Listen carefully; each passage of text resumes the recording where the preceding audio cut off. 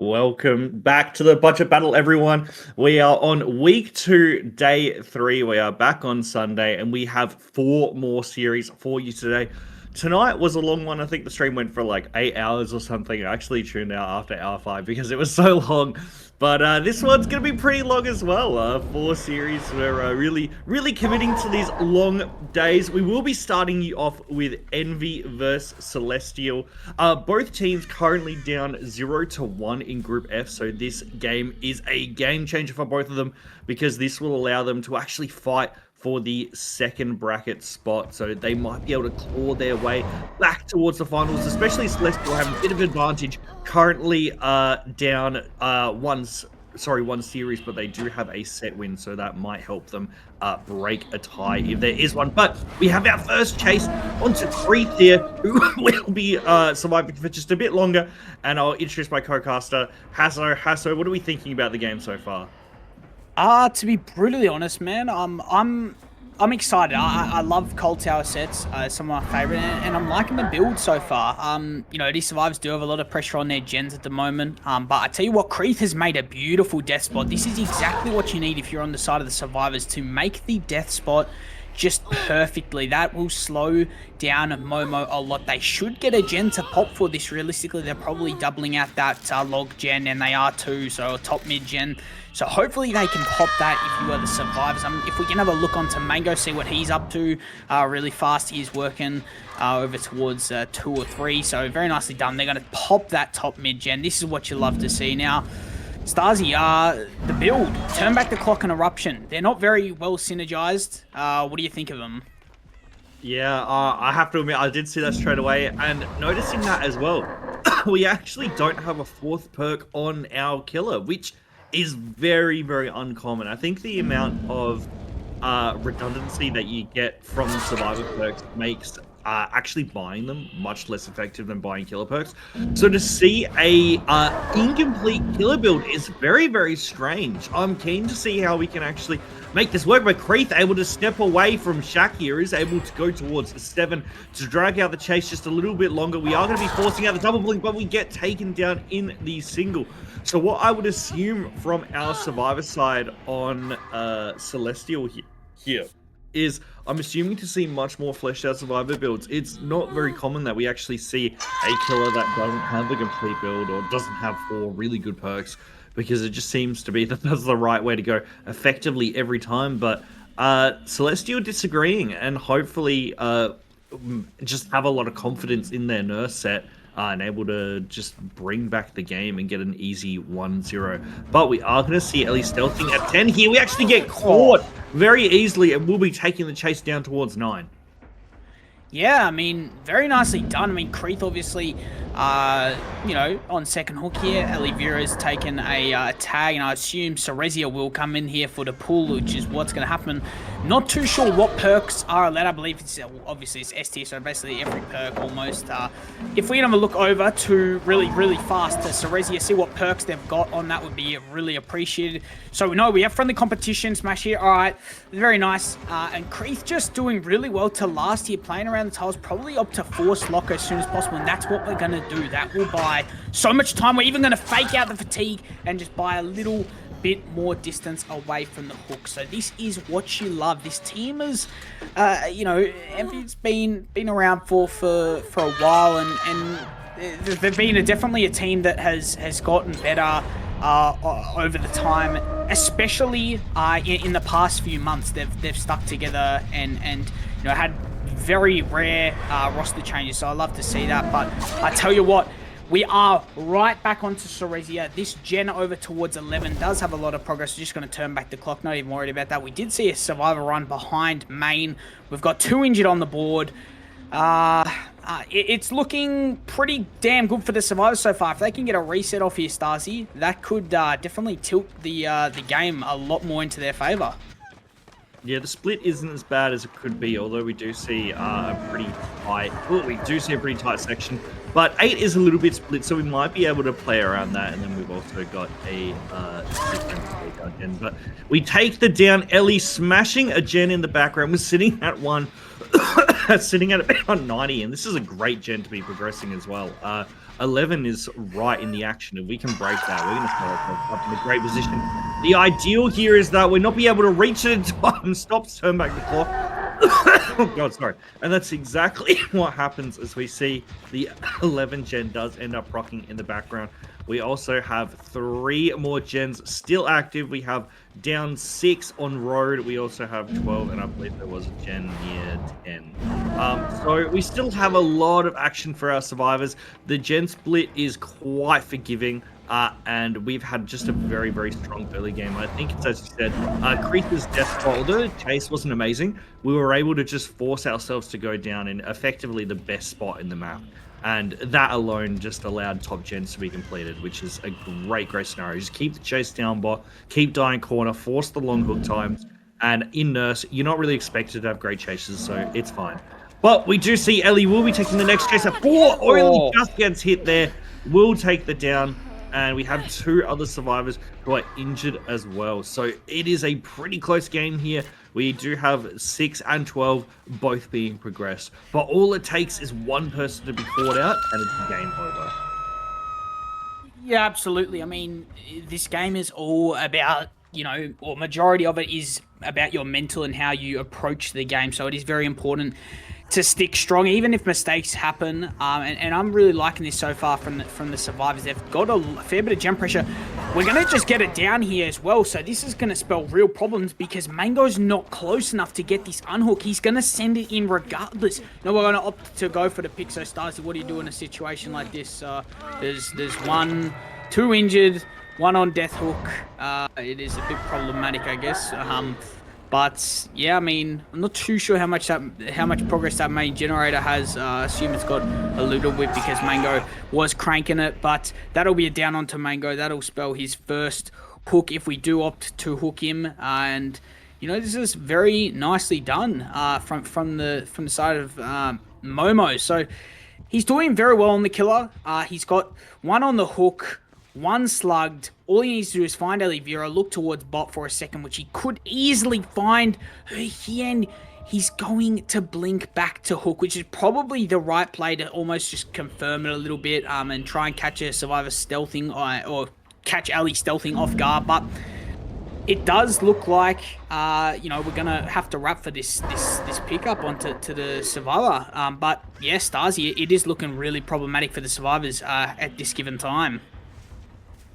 Yeah, I think at that point in the game, when you come down to 2 injured survivors, 1 on hook, and you're just ping-ponging, the chance of success is very, very minimal.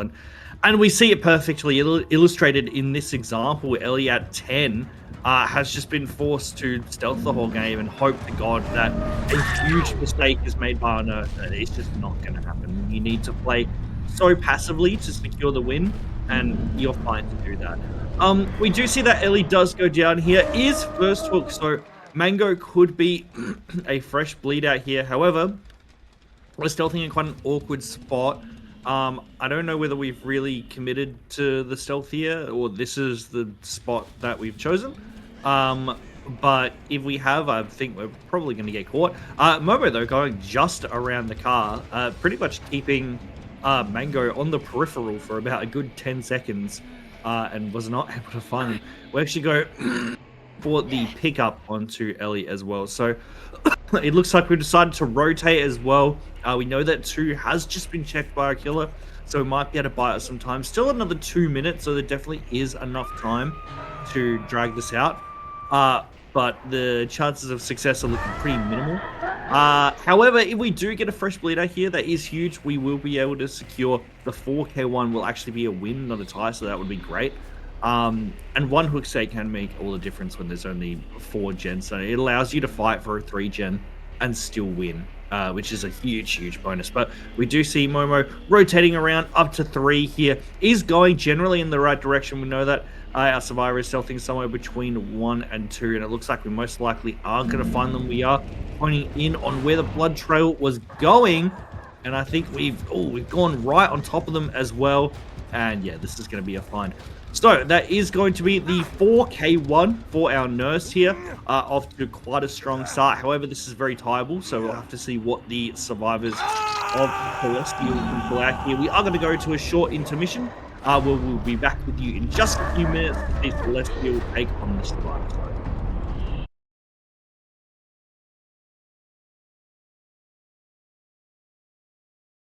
Welcome back, everybody, to SewnangelSeason. We are here on the second game of the first set of the first matchup of the night.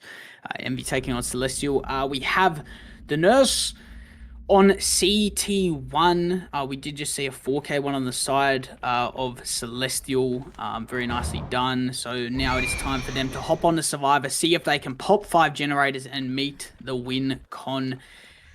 These builds are DS on the builds. This is what you need. I mean, it's not, 5 gens. It's definitely doable, but you want to make sure you have it very on your side just to confirm that you can win it. But we do have Pop Eruption and Turn Back the Clock on the side of the killer.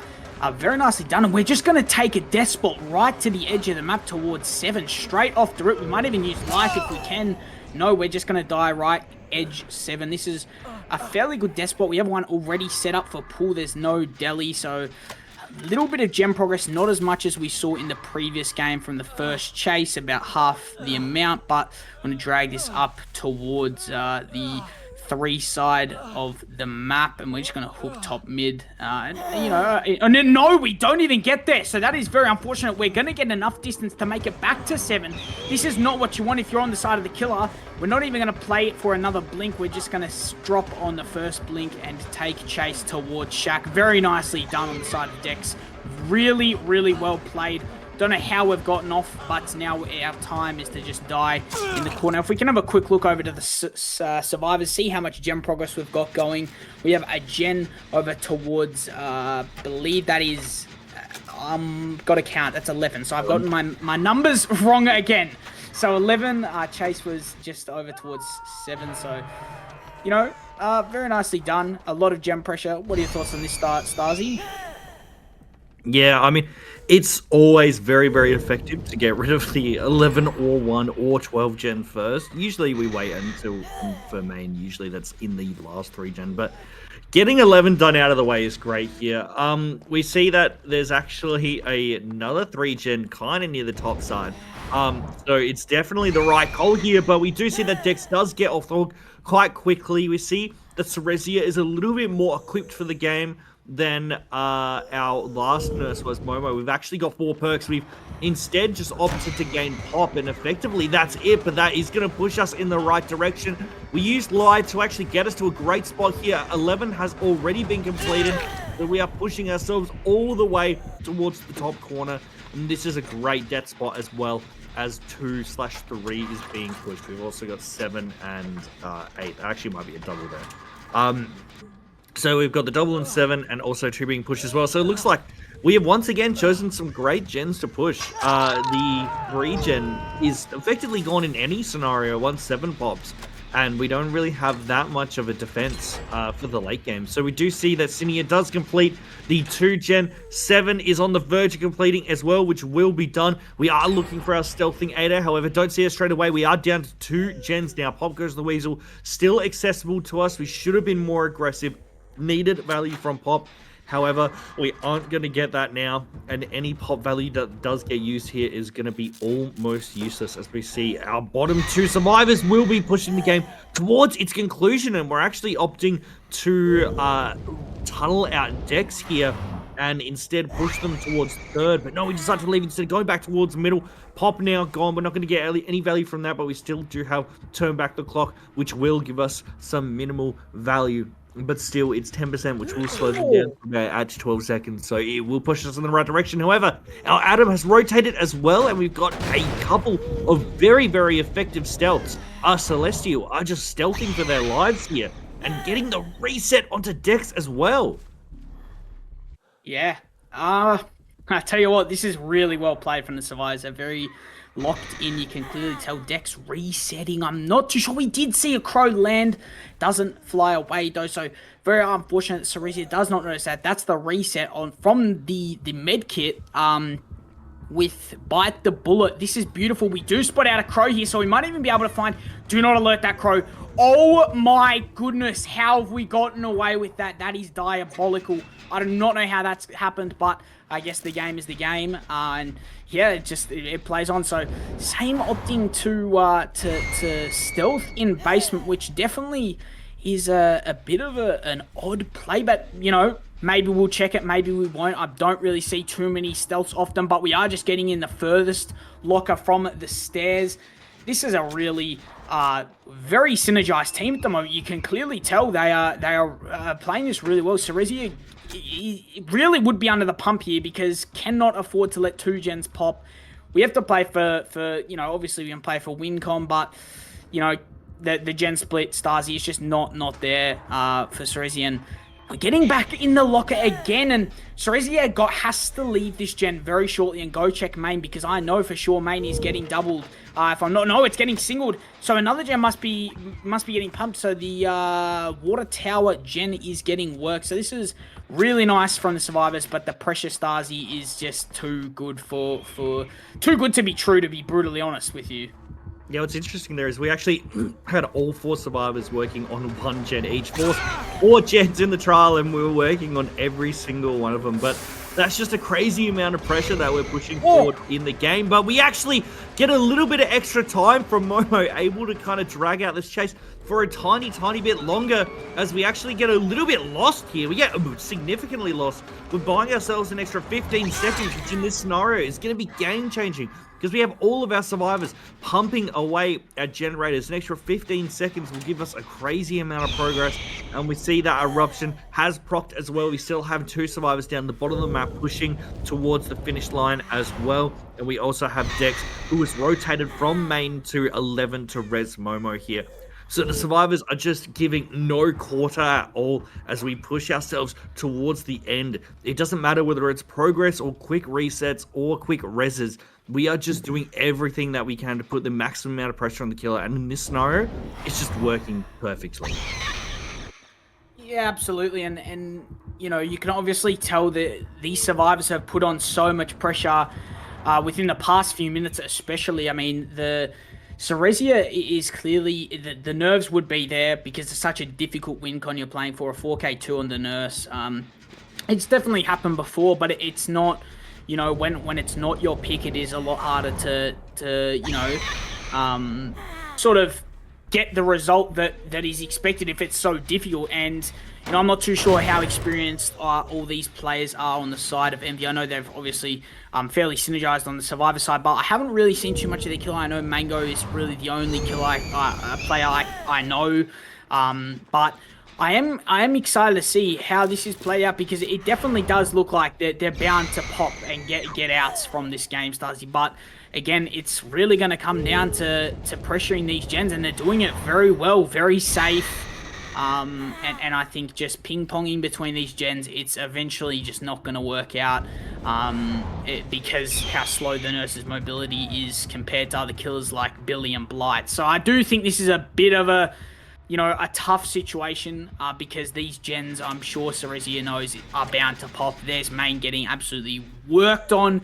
That'll be main popping in 2 seconds. Very nicely done.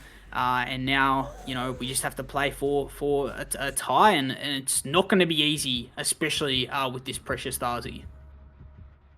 Yeah, I mean, we had 3 survivors working on gens pretty much at all times for the past 5 minutes, besides when Dex had to move around for a reset. We just had such good pressure, and now we can have Dex as well move over towards this gen at the top of Water Tower and force a double, which in this situation is just going to cause so much more pressure. I think the gen we have to be least worried about here is Shaq, although we don't really know it, only because Same keeps them going down right to the bottom of the basement stealth, and it is kind of wasting a lot of time. But we actually see the rotate towards 4 instead. We are going to go for a double, and this is going to be game here, because we are going to see the last gen proc, and Eruption is going to drag us out just a little bit because we aren't able to actually get a hit connection here. But we are going to see the last gen does proc there. Eruption not going to give us any value if we can't get the down, and we see our Adam does finally take the down here. That is going to be Momo going down at 11,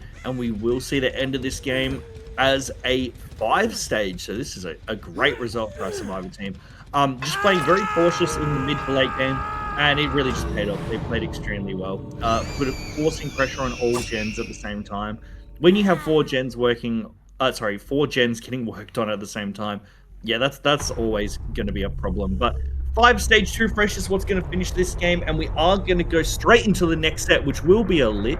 So make sure to stick around for that one as we set up the next series set for you.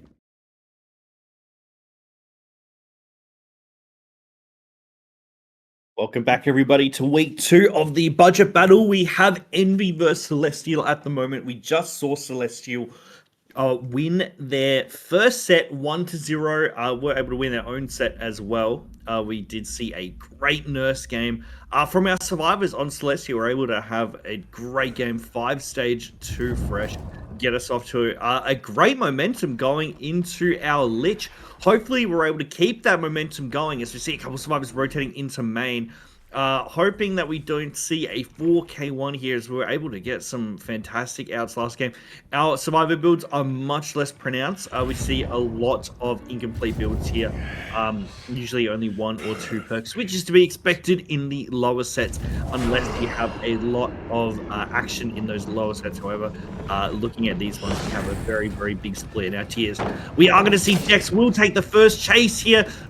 Gets away for free, pretty much here, as we take the damage from its skulls instead. We will be taking this chase towards 3, trying to rotate away from the danger, go up towards 2. Unfortunately, we do get hit by the medium vault here, trying to fake it fast, but we are going to go down edge map, and this is going to be a very quick chase, actually very similar to the game we just had where Dex went down first, went down very quickly. Last game, he was very, very lucky to get off before they went on hook, because Serezia tried to take them too far. However, Mango won't be making that mistake. We're going to put them in a great location as well. They are going to be put in mid. Yeah, I think, you know, I've just noticed, actually, Starzy, you know, these survivors don't have many perks to work with. Now, of course, the balancing and all that comes into effect and your budget, but, you know, playing with less perks against a weaker killer, it definitely can work out, but it really depends on, oh my goodness, the Skulls of Doom. I don't think we make that. Mango's try to send it, and it has not worked out, so very unfortunate there, but very nicely done from Mango. Here's our first gen going to pop in a matter of seconds, but I have to say, Mango has been performing on this killer, especially this killer, in the past few weeks. I've been seeing him in other leagues, and I believe last week he picked this killer, and I think he got the win, or just about got the win. He played really well, and he's just been really locked in on the Lich, and this is a killer that, you know, should realistically be outs a lot of the time.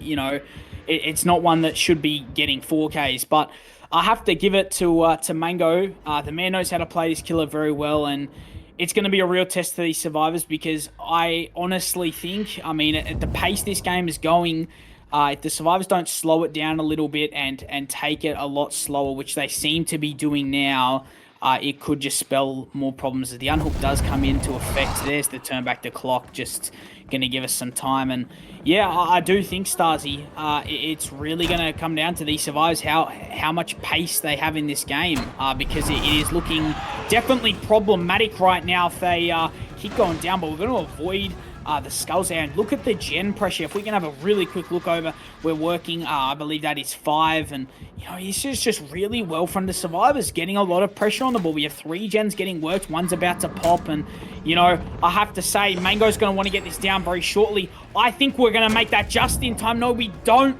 We weren't making that regardless, but very nicely done for the survivors to get some progress on the board. And look at them, gens pumping. This should be a down here. We're going to avoid it. Probably force a locker here. No, we're not. I don't think that's BL. If that's BL, that's magnificent. No, we've dropped down to try and take a hit tank on the side of Momo, but it's not going to work out, Starzy. Yeah, would have loved to have seen it. It was very, very close, and we weren't actually aware of its existence either. Momo dropping a pallet very, very early because of the Lich's grab ability. However, it does not matter, because we leave 11 and go back towards our Ada instead. A solid chase by Cinia was able to drag that out for a lot longer. And actually push ourselves into a great position. The survivors have a ton of progress just from that one chase. So that is pretty much the ideal that could have happened there. We do see that Dex is rotating around 4. However, we decide to go for Cinia instead. We are looking for this 3v1. Cinia hoping to have another go to chase. However, we put ourselves in a pretty awkward spot. Field is never really a great spot for a chase unless we've got something like smash hit, but I don't think it matters because we are going to see the down, but we have someone right on top of us, but we know we're actually well aware of it. But I think that this is fine. If we can fight for this, then we're going to see some gens get done in the background. We do see that Momo still is nearby, won't be able to actually get the res, but we'll be able to buy a little bit of extra time, which gets 2 of our gens done. And one of our gens that is being progressed at the moment is main as well, which is great because main is one of the strongest loops here in the game. Whenever there's a good chase, usually it involves main somewhat, or the pally outside main or leading into Jack. It has a lot of good rotations. So the fact that we've actually got that workable is great in the 3v1. We do also have the field gen, and we also have Gallows, which is a little bit weaker. Yeah, absolutely. And you look at how well Momo's playing off the start. I mean, he ran through Mango at the start of the chase at the very beginning over towards 7, and he's playing this really, really well. Obviously give away a tag here, which is very unfortunate, but yeah, the progress Stasi is definitely going to start eating Mango in the ass because it is definitely not what he needs right now, especially with such a strong build. There's the last gen popping, and my goodness, are we set for a great game. I mean, we have been this whole time, but this end game will really test if we can get it down here onto Momo, or even just Same or a fresh survivor, one of those two. That would be really, really good. They're probably going to try and reset Momo in the background. Dex is running over towards 10, I believe. So this is some really good stuff from the survivors, making this game really slow, slowing it down so it's their pace, and we might even catch the big Momo out here, which could be really problematic if we do hear him, and we are gonna spot him. So this is not what you need. Survivors are gonna get down by the skulls. That is unfortunate, and he's gonna opt to slug here as the big mango. They're probably just gonna take outs here. That'll result in, it should be 4, 5, 6, 7 stage, also 7, 3. So, to be honest, Stasi, a pretty average result, which isn't a bad thing at all. It's the average, something around 7 stages for the Lich, and considering where the game and the dynamic that those survivors were playing, to get that result in the end on the side of Mango is, he shouldn't actually be too upset about that, because that is a decent result. Welcome back, everybody, to SewnangelSeason. We are on what could be the final set for the first game here between the two Envy and Celestial. 7-stage refresh. The big mango pulled off in the end. We've got Kreeth nodding in the corner of a bush. Do not move too much. That may have given away. Oh my goodness, that is too close for comfort. Momo here been on all the killers all night. We did see him last week, actually, on the killer as well. So, very a dedicated killer player, and definitely has the skill on serve as well. So, I'd love to see that. Now, these survivors would be hoping to have a really good start. They need to get, I believe, 6, something like that out the door. Whatever it is. But, you know, the killer looking for 8 stages, which definitely is doable. But we will see how this plays out, as Mango's going to take the first hit over towards 9 here, and just going to use this little terrible pallet that he's going to have to live on for as long as possible. We'll play a few 50s around. We do have a hit tank coming in very early on, so I'm not too sure how I feel about that. Could definitely work out unless we somehow get around. There's the skulls. This is going to be a down. This could be really problematic if we opt to slug, which could be the case. No, we're not. So this could just be be a basement hook off the rip if that's what we choose to do, which definitely will help secure a lot more stages, and that's what we're going to do at the start of the match. I absolutely love to see this. This is not what you want, and if you're on the side of the survivors very early on, not much gem progress, a very strong build in Painrace Eruption, turn back the clock. We've got an okay 3-gen as well, so not too bad at all. Deep 8 Gallows and over towards 10, so really, really nice. But Starzy, not the start you really want, especially now that the survivors have been found resetting. Yeah, this is... Oh my god, bro. So we got to learn to start crouching team when that happens. But we've taken the down on both of our survivors. My god, if Ellie gets caught here, it is all over. But we are going towards our double down instead. And this is a very, very terrifying situation for Ellie to be in. We are going to be looking for them on the edge map, however, that is not where they are. So that does give our team, our survivor team, enough time to kind of reset out of this one. Fortunately, they are camping Mango, so we'll have enough time to get them both up off the ground. However, we're going to actually see Momo rotate towards them as well, and now he knows both of them are back up here, and we have 3 survivors back in it. So we're off to a great start as Momo. We are putting an insane amount of pressure on the board. That's been twice we've had a teammate come in for a body block, and it has worked against us because of the skull power. So a very, very rough start for a survivor team. Need to step away from the hit takes, maybe, because they were also coming very, very early. Ellie trying to fight for the res onto Mango. However, we're going to take the hit instead. I think we're just going to drop this and force the res. That is what we're going to do here, but the Lich is right behind us. I don't think we're going to have time to finish this. It's going to be close. We take the down, my god. And that's going to be 2 of our survivors in basement. And this is looking like it might be a 4K5. Look, it's not something you ever want a 4K5. Against the killer, that should definitely be stages. I mean, they should pop this gen over towards 9, 10. But it's definitely problematic because that's only 1 gen, and they need a lot more. And that's Mango dead at realistically 5 gen. So, you know, it's not something that you really want at all. Obviously, having 2 injured survivors as well. This could definitely be a 4K4, and it probably will be. There's no doubt about that. Yeah, it is looking, you know, pretty fried at the moment. You almost just, you know, have to pack it up because this is not you know, this is not what you want. But I have to say, very well done from Ellie to get the pickup onto the survivors. Obviously had to send it in for the pull on Mango just to give themselves a little bit of a chance. Even if she had to trade to get Mango out, would have changed things maybe a little bit more. Maybe not have completely changed the game, I don't think so, but definitely would have bought more time for the survivors.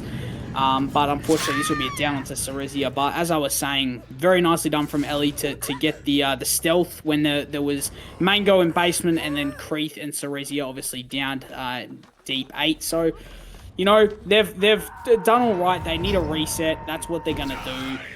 But if we spear towards 8, no, we don't. We're gonna go main. So. Yeah, this is, I mean, I have to say it.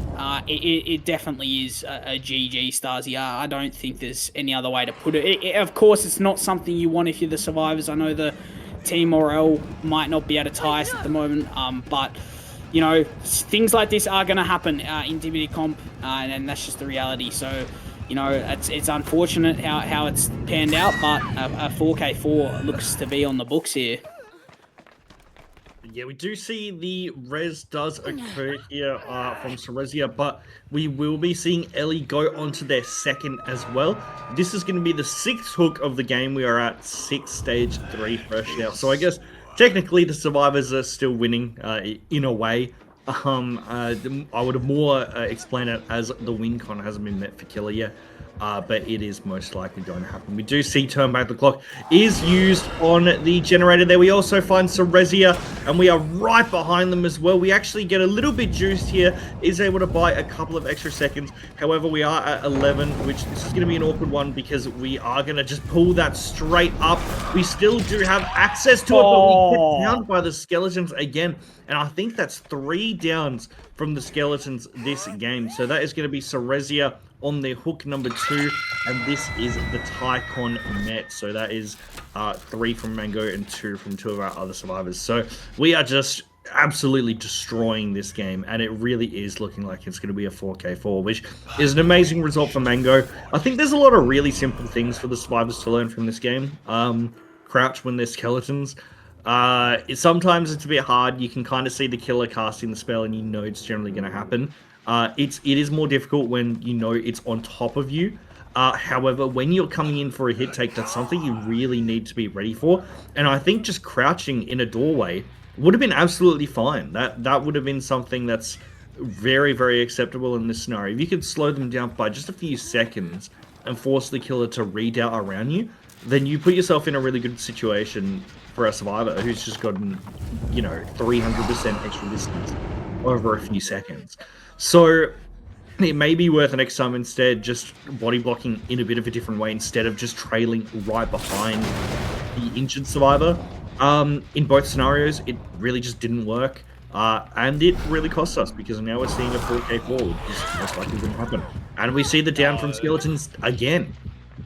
Yeah, Stasi, I have to say, might need to lock in here with the crouch. Obviously, it's something that is easier said than done. There's no doubt about that. But when it comes to how important it is a game changer. You can easily get 2-tapped by the skulls, and that, 4 times. Even though the last 2 haven't really affected the game outcome by much. It's definitely something that at the start of the game, when we came in for that hit tank towards Gallows, it just didn't work out. We ended up nearly having 2 down, and that put Mango in the basement straight off the rip, and it's not something you ever want, especially against the Lich. Like I've said, it's a stages killer. This killer should really never be getting out. And yeah, I mean, it's a 4K4. It sort of sums it up perfectly that it was just a demolition, to be brutally honest. Not something you always want to hear, but sometimes the truth is, teams make errors, and I'm pretty positive that I believe Mango's the captain, or whoever the captain is would definitely be looking back at this, and I'm sure the players would as well, saying we've gone wrong here. We need to lock in this situation. Not necessarily just the skulls, as we do find Kreeth stealthing Edge, fair play, I guess, but not necessarily just the skulls, but just in general, it needs to be looked at. But a 4K4, credit where credit needs to be given. That from Momo is an insane result.